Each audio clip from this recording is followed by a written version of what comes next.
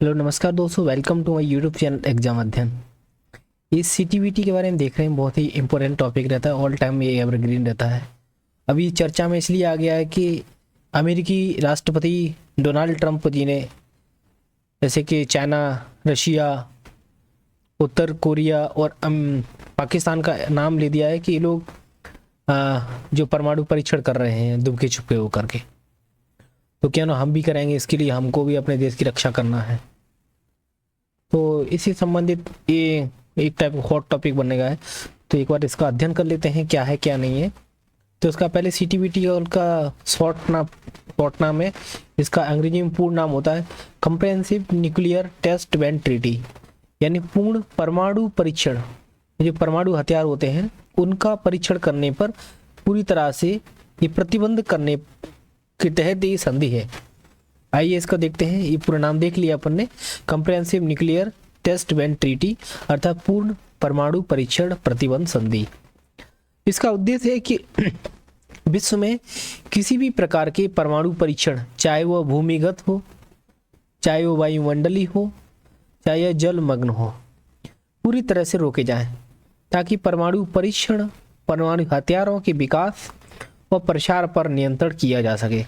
इसका उद्देश्य क्या हो रहा है कि भाई परमाणु परीक्षण को रोकना है, किसी भी प्रकार से रोकना है, चाहे वो भूमिगत रूप से हो रहा हो, चाहे वायुमंडल में हो रहा हो, चाहे जलमग्न हो रहा हो। ठीक है, इसको रोकेंगे तो क्या होगा, मतलब परमाणु हथियार के विकास और प्रसार पर नियंत्रण लगाना है। आइए इसकी स्थापना कब कैसा होती है इसके बारे में देख लेते हैं। संयुक्त राष्ट्र महासभा, इसके बारे में हर कोई जानता है, यूनाइटेड जनरल असेंबली होती है, इसको विश्व संसद भी कहते हैं ना। तो इसके द्वारा ये संधि 10 सितंबर 1996 को पारित की गई थी और इसे 24 सितंबर 1996 को हस्ताक्षर हेतु खोल दिया गया था। अपन जानते हैं कि यूएन डे कब मनाया था, 16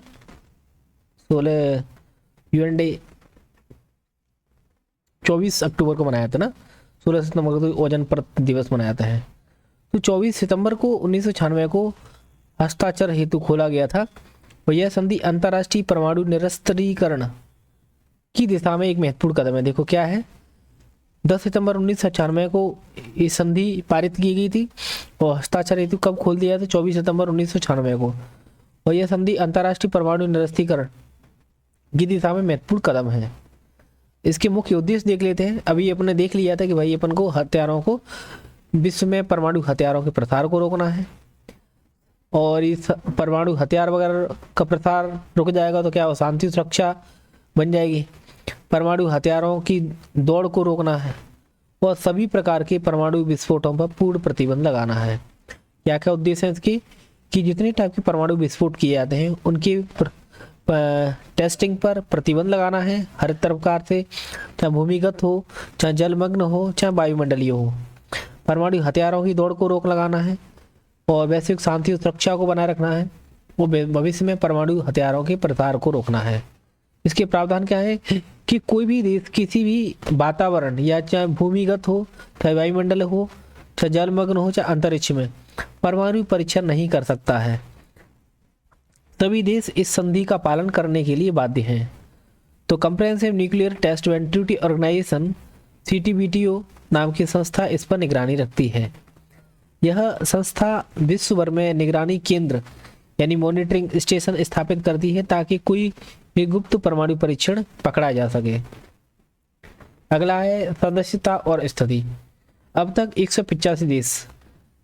185 देश से अधिक देशों ने इस पर हस्ताक्षर कर दिए हैं, लेकिन यह संधि अभी तक लागू नहीं हुई है, क्योंकि इसे लागू होने के लिए 44 विशिष्ट परमाणु सक्षम देशों, जिन्हें एनेक्स टू स्टेट्स कहा जाता है, का अनुमोदन जरूरी होता है। इनमें से कुछ प्रमुख देश, जैसे बात करें अपन, भारत, पाकिस्तान, उत्तर कोरिया, अमेरिका, चीन, मिस्र और इजराइल हैं। इन देशों ने अभी तक इस पर हस्ताक्षर का या अनुमोदन नहीं किया है। भारत और सीटीबीटी की स्थिति के बारे में देख लेते हैं।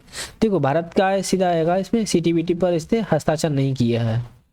भारत का यह मत है कि यह संधि भेदभावपूर्ण है, क्योंकि यह परमाणु शक्तियों और गैर परमाणु देशों के बीच असमानता बनाए रखती है। भारत का क्या मतलब क्यों नहीं साइन किया है? भारत का तर्क है कि भारत यह परमाणु शक्ति जैसे कि रूस, चाइना, अमेरिका, उत्तर कोरिया, है ना, इजराइल वगैरह, ये क्या है कि पाकिस्तान, भारत भी इवन, ये परमाणु संपन्न देश हैं। और जिन देशों के पास, कुछ ऐसे देश हैं जिनके पास परमाणु नहीं है, परमाणु शक्ति नहीं है वो, तो इन दोनों के बीच में क्या असमानता को बनाए रखता है। इसलिए पहला तर्क यह है। और भारत का मानना है कि पहले सभी देशों के द्वारा पूर्ण परमाणु निरस्त्रीकरण होना चाहिए, वही सारे देश हैं अपने परमाणु हथियारों को खत्म कर देने चाहिए, तभी इस प्रकार की संधि न्यायसंगत होगी।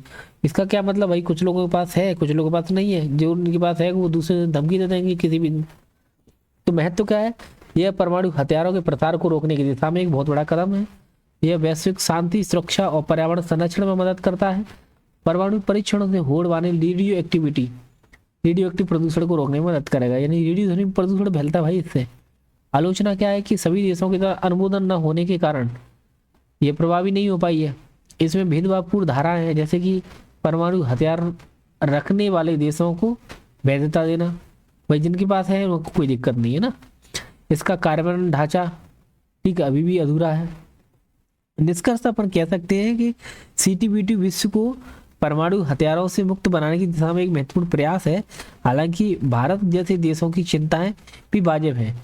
ये संधि तभी सफल हो सकती है जब सभी राष्ट्र समान रूप से प्रतिबद्ध हो और कोई भी देश विशेषाधिकार प्राप्त न हो। भविष्य में यदि वैश्विक विश्वास और समानता का वातावरण बनाना है तो CTBT संपूर्ण विश्व शांति की दिशा में एक निर्णायक कदम साबित हो सकती है। तो बहुत ही शानदार तरीके से अपन ने CTBT के बारे में संक्षिप्त रूप में पढ़ लिया। ये उम्मीद करते हैं कि पसंद आया होगा वीडियो। यदि किसी प्रकार की वीडियो को आपको आवश्यकता है तो मुझे कमेंट करें, देन मैं इस पर वीडियो बनाने का प्रयास करूँगा।